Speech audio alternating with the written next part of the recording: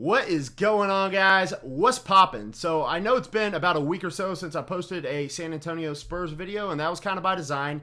So I hope everybody enjoyed their New Year's, Christmas, if you celebrate it, and just the holidays in general. So mine were pretty busy, so that's why I haven't really been on here. And also, I missed a couple Spurs games. So I believe the New Orleans Pelicans game that we lost by like 3, and then that second Lakers game. So every time I miss a game, I guess we lose really close games we should have won, right? But anyways, 4-game losing streak after winning the first 2 games of the season, which, by the way, those were good wins. The Grizzlies and the Raptors, not bad teams. But then we blow a couple games. So could we be 4-2? Yeah. Should we probably be like 3-3? Yeah. But right now we're 2-4 on a 4-game losing streak. And anytime you're on a losing streak like this, it seems a little bleak, right? But to quote Young Jeezy, it ain't all bad, but it ain't all good, homie. You know what I mean? So there are definitely some issues, and some of them are fixable. Some of them aren't. But I do think we're still a pretty decent team. And I guess if you watch that Utah game, that game in itself was just a little bleak because we just came out flat, right? And I don't think the rotations were horrible, even though I could say that coaching wasn't great in that game just because I didn't see any adjustments. As far as Pop's usually really good at pulling the strings when we're on a bad stretch or we just start out flat, that kind of thing. Usually or just on a tough stretch during a game even, calls a timeout, pulls some guys, that sort of thing. The lineups weren't bad, but the guys just weren't playing great. Shots weren't falling, that sort of thing. So maybe he could have tried some different things or different lineups, just try to get some energy, right? Keldon Johnson definitely brought some energy, and DeMar DeRozan kind of kept the team afloat as well. So maybe they just needed to play more when we were down by 10, and then it became 10-20, and then it was kind of too difficult for us to overcome. But anyways, I do have to say, that was a matchup where, man, Utah just wasn't missing either. I mean, Conley was hitting his threes, Donovan Mitchell was hitting his shots, Bojan Bogdanovic couldn't miss, it seemed like, and like Royce O'Neal even hit like 3 or 4 threes. So it was just one of those games. As far as Rudy Gobert goes, it seemed like he was pretty dominant on the boards, and I think he only had 7 points, but he was just making life difficult for us. And it seems like we always miss a lot of shots in the paint when he's playing. He has that effect on teams, right? He's so good at altering the other team's shots in the paint. One thing I did see from that game, Keldon Johnson, against some teams, he's probably more of a shooting guard than he is a 3. Because I think he did a decent job at defending Bogdanovic, but I mean, Bogdanovic had some space, and he's 6'8", has a high release point. He could just get a shot off over a guy like Keldon Johnson, right? I mean, Keldon Johnson's 6'5", and he definitely has the body to play small forward, but I'm not too sure if he always has the length. I guess it just depends on the matchups, right? So sometimes he could probably be playing shooting guard. And maybe that's one team, I should say, where you start Keldon at the 2 and maybe Vassell at the 3. And then DeRozan at the 4, that sort of thing.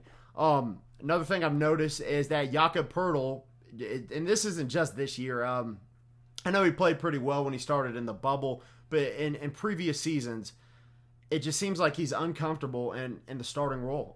He plays best as a backup center, and I don't know if it's because he's just overwhelmed by some of the more talented starting centers in the league. But it was a game yesterday where, I mean, he made some hook shots against the Jazz, some good shots in the paint.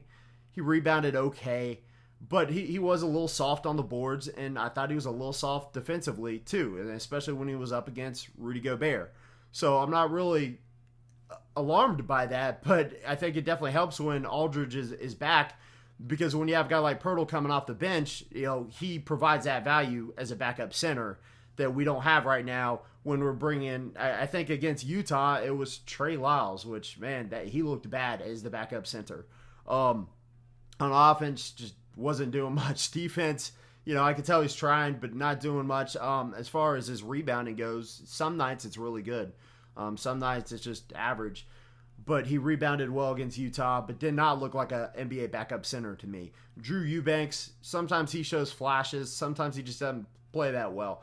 It seemed like the game before he didn't play great, but I like what I see out of Eubanks. I would rather us use him in that role when LaMarcus Aldridge or Poeltl are out, make Eubanks the backup center. That's all I'm saying. But like I said, when we get Aldridge back, I think that'll definitely be to the benefit of the team. And also, we haven't had Derek White. So he comes back for one game against LA. Looks pretty solid from what I've seen of the highlights and stuff like that. That's one game I didn't get to see. But at the same time, it sucks that he's out again. I don't know how much time he's going to miss. I guess it was his broken toe they re-injured. It didn't say if he re-broke it. I don't really know. So leave me a comment if you know anything about that Derek White injury. But we've talked in the past about DeJounte Murray and his lack of consistency. And I think this year he's been pretty consistent as far as putting up numbers goes. His aggressiveness has been up, and he's done a much better job this year at finishing at the basket. Well, against Utah, that was his first just really bad game, in my opinion, where he just didn't do much right. Did he make some plays on defense? Yes, but I think he was being overly aggressive. Instead of just using good positioning, he was kind of trying to jump the passing lanes, make plays, stuff like that, and it just wasn't working for him. So I would say that's the worst game we've seen thus far this year from DeJounte Murray. I'm not really worried about it as of now. I think everybody kind of struggled a little bit in the Utah game. He was like 1 for 15, which is horrible, I think. And I could be wrong about that, but that's really bad if so. But at the same time, I do like that he's aggressive. He's taking shots, and he's not being passive. Because that's one thing I noticed from Lonnie Walker against Utah. He was just a little passive, passing up on open three-point shooting opportunities, and that really hurts us. We can't have that from Lonnie Walker. But, this season, you're going to have to let Lonnie Walker play his minutes, and you're going to go through some of those growing pains. And because this is probably his first real year of getting consistent minutes. Did he get it throughout last year? Sometimes yes, sometimes no. I know during the bubble he did, and he started playing better. So, but I think you're going to have to expect that there's some games where he's still not going to be knowing what he's doing on the defensive end, and sometimes he's going to be a little reluctant to shoot offensively. But you got to take the good with the bad with some of these young guys. And Lonnie Walker, that's what you're going to get from him sometimes this year, right? Now, Keldon Johnson at the 3, and he went through a couple struggles to start the season, but man, he is really exceeding his expectations these past few games as a Spur, right? So at his career high against LA, I believe, and that's a game I didn't watch, unfortunately. So I'm definitely going to go back and watch those condensed highlights on NBA League Pass. But man, it's just so exciting to watch him play. His ability to get to the basket, ability to finish. There's been a couple games where he was knocking down threes. I believe the LA game was one of them. So that's great to see. On defense, he's big, strong, competitive. Like I said, I think he lacks a little height against some teams to play the 3. But at the same time, when we were watching him the first game against LA, he was defending LeBron pretty admirably. And sometimes it would work and sometimes it definitely didn't. But he fights on defense, so I like that. And he's also a pretty good rebounder. So, love what I'm seeing out of Keldon Johnson. Haven't seen Derek White play this year yet. I know he played the game against LA that I didn't watch, like I keep saying.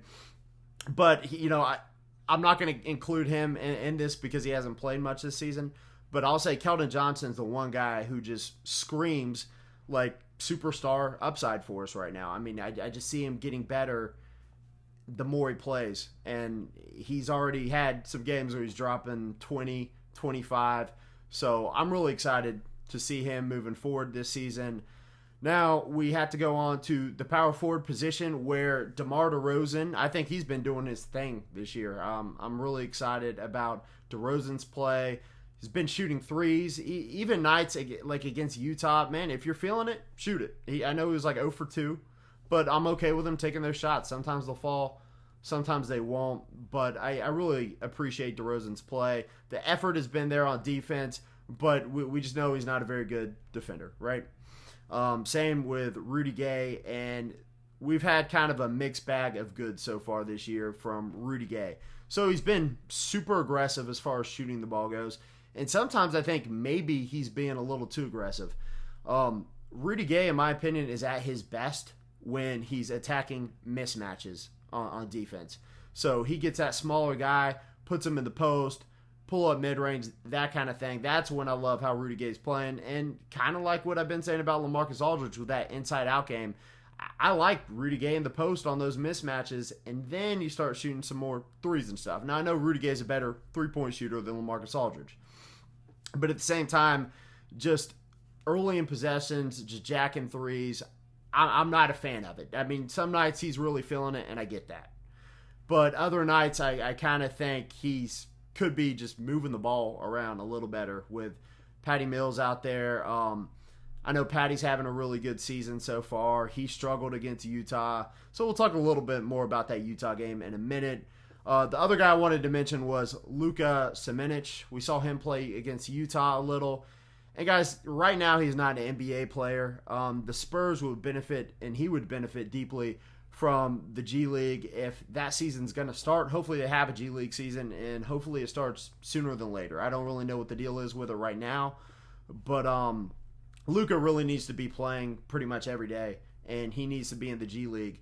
And until he dominates at the G League level, which probably won't be for at least a couple more years, then he really has no business even playing on the big league Spurs team, right? You can see his tools. You can see his athleticism. He's a fluid athlete. He has that three-point shooting stroke, but right now he just doesn't understand positioning. He's not really a knockdown shooter. He just doesn't belong in the NBA yet. But you can see that he has the tool set. He just needs the skill set. He just needs to refine it some.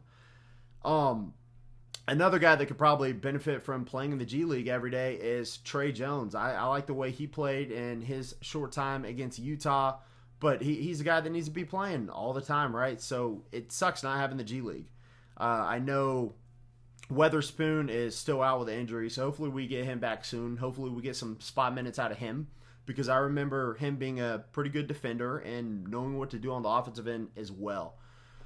Now, like I said, we have a tough schedule coming up, so don't be surprised if we drop a couple more games. I do expect us to be more competitive as we start playing some other teams that aren't the Clippers, the Lakers, even some kind of fringe, really tough teams in the West. I mean, the Pelicans are a team we can beat and be competitive with, but they're a tough team, and we got to figure out how to beat them if we're going to be a playoff team. Utah, if we're being completely honest, guys, they're probably just built better. They have more continuity with their roster than all these young guys on the Spurs have playing together. So the odds of us beating a team like Utah consistently probably aren't great. But I will say this, we kept it close at times, and things went really well for Utah. I already talked about their shooting and their performance. They played really well. And things went not so much for us, right? We just had a very poor shooting night. Got to give some credit to Utah's defense, though, because it's good. I already mentioned how Rudy Gobert alters some shots. But I guess, guys, my overall point of this video is right now at 2-4, definitely not to panic. It's also to say, also don't have your expectations too high this season. I mean, there's a very good chance that we're not going to be a playoff team. But I think we definitely could be if it just all works out, if we can all just put it together. And we're definitely going to need all the key guys to be healthy, right? Even LaMarcus Aldridge, even if we're a little bit down on LaMarcus Aldridge's fit to the team, we still know what he brings to the table. And against a team like Utah, you need all the guys you can get out there, especially Derek White. But, guys, that's pretty much going to do it for today. I just want to give a quick update on what's going on with the channel, how the Spurs are playing, that sort of thing. I'll probably try throughout this week at least to give some post-game videos right after the game. That way I can provide a little more insight. I think we play Tuesday and Thursday, so I can definitely film a video Tuesday night, Thursday night. I have to go back and look at the schedule, but I think we're playing the Clippers and the Lakers again. Maybe the Lakers that third time we'll be able to get them.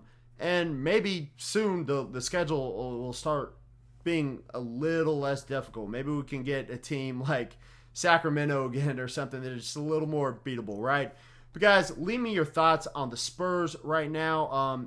If you enjoy the Spurs content, then definitely leave me a like and smash that subscribe button for some more weekly San Antonio Spurs content. That's pretty much going to do it for today, guys. I'm out. Peace!